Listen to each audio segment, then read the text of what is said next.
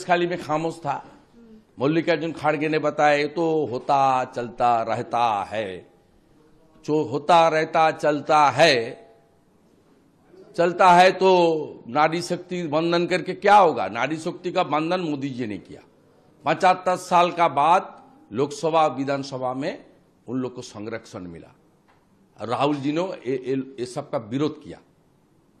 इसलिए इस बार मोदी जी का साथ पूरा देश का जनता, मोदी जी नारी दिवस को उद्यापन के लिए कलकत्ता का बारासात में मीटिंग किया।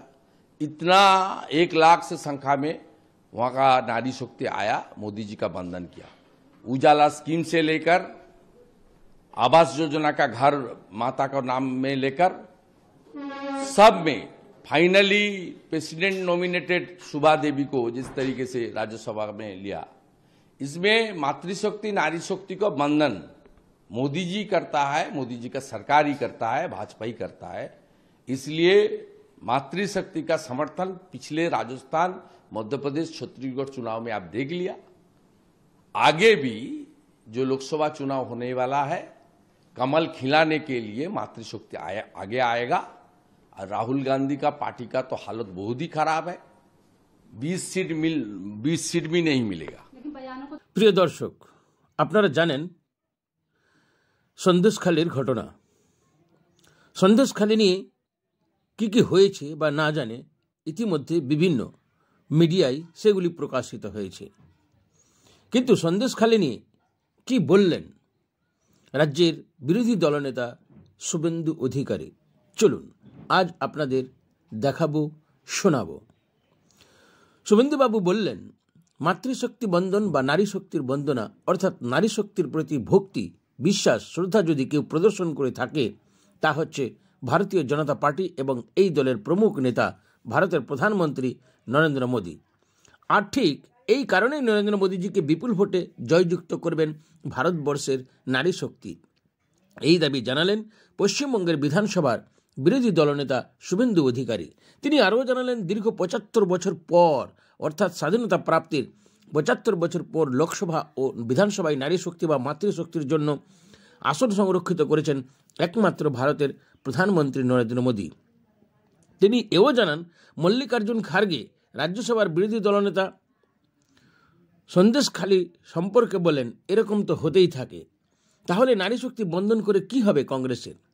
রাহুল এবং তৃণমূল এই নারী শক্তি বন্ধন বিলের বিরোধিতা করেছে। সন্দেশখালী নিয়ে কংগ্রেস একদম রাজ্যসভা ও লোকসভায় চুপ ছিল। মোদীজি বারাসাতে নারী দিবস উদ্ঘাটনে বা নারী শক্তি বন্ধনের জন্য যে সভা করেন সেখানে লক্ষাধিক মা বোনেরা উপস্থিত ছিলেন। এজন্য সারা দেশে জনতা ও নারী শক্তি মোদীজিকে দুহাত তুলে সমর্থন জানাবেন। তিনি উজালা স্কিম, আবাস যোজনা স্কিম এর উদাহরণ দিয়ে বলেন, এগুলি সবটাই মায়েদের নামে হয়েছে। নারী শক্তির সত্যিকারের পূজারী যদি কেউ হয়ে থাকেন তাহলে নরেন্দ্র মোদীজিই করেন। ভাজপা সরকারি করে, বিজেপি করে বলে তিনি সংবাদ মাধ্যমের সামনে ব্যক্ত করেন।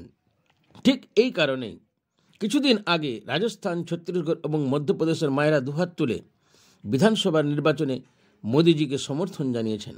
তিনি দাবি করেন, আগেও যে নির্বাচনগুলি হবে সেখানে এই মাতৃশক্তি এবং নারী শক্তি কমল বা পদ্মফুল ফোটানোর জন্য এগিয়ে আসবেন। প্রিয় দর্শক, বিরোধী দলনেতা শুভেন্দু অধিকারী এই বক্তব্য আপনাদের কাছে কতখানি গ্রহণযোগ্য বা গুরুত্বপূর্ণ সেই বিষয়ে আপনাদের মতামত অবশ্যই আপনারা জানাবেন।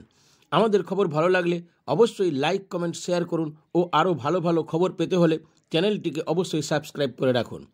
আপনাদের সাথে, জনতার পাশে সর্বক্ষণের জন্য নিরপেক্ষ সংবাদ পরিবেশনের জন্য রয়েছি আমরা, আপনার ভাবধারা।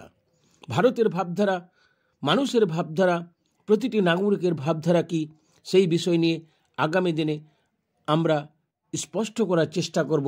সত্যিখানে এই গণতান্ত্রিক পদ্ধতিতে আমরা এবং আপনারা কতখানি সঠিক রয়েছি এবং আমাদের চিন্তাধারা কতটা সঠিক।